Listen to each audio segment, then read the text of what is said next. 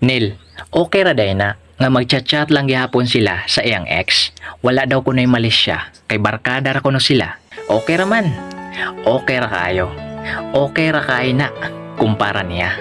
Pero kumpara nimo, syempre dili na. Masakitan ka. Bisan pugnan pa nimo nga dili magselos jud ka. Bisan pugnan pa nimo nga dili magduda jud ka.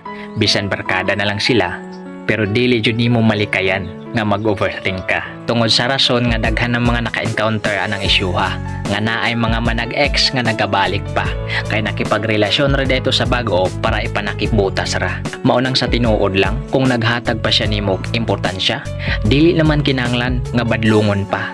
Dili na kinahanglan nga hilakan pa para lang masabtan kaniya. Kusa nang mo distansya sa past niya kay naana ka. Naana ka nga protektahanan niya. Unsaon pa man niyang past? Kasosyo ba sila sa negosyo? Importante ba ang ilang konvo? Na ba sila enough nga rason para magkumyo?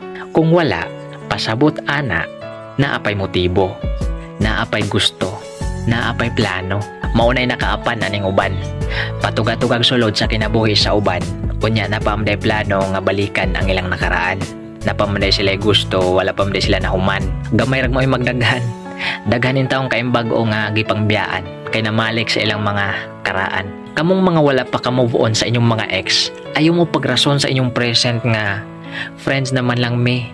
O bitaw, friends bitaw mo, pero friends with benefits lagi. Kay naarabay uban nga magkontak kay lang gihapon og ang ilang ex tungod sa S ang sinugdanan.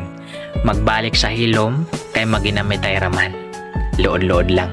Maunang sa mga nai-issue diha nga ang ilang mga pares nakikomunicate ra gihapon sa ilang ex. Pagdili ganina patuo, pagdili ganina maghatag og paki sa mga feelings ninyo.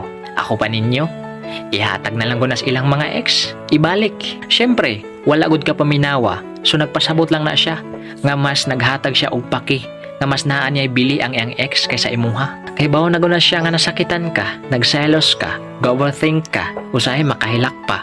Then, wala man lang niya taga-igbili, di ba? Ihatag na oy. Ayaw na pag-ingon na nga, ay di ko oy sayang. Dili jud na sayang. Masayang pa nga inigabot sa panahon makaingon ka na lang. Sayang nga wati ka buhi sa una pa. Karon noon mas nahigot nako sa imuha. Ang sakit mas nidubli pa.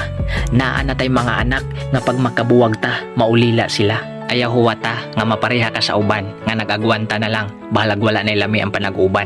Tungod og alang sa ilang mga anak nga dili sila gusto nga magdako nga walay mga ginikanan. Og shout out di ay sa mga gasigi lang gyapon chat-chat sa ilang mga ex bisag naa nay bag-ong gikauban. Undangin na ninyo kung gusto pa mo nga magkauban mog dugay sa inyong bag-o. Dili na na pwedeng ika-close pag maayo. Angay ra na kung wala pa mo'y bag-o, wala pa'y nanag-iya ninyo.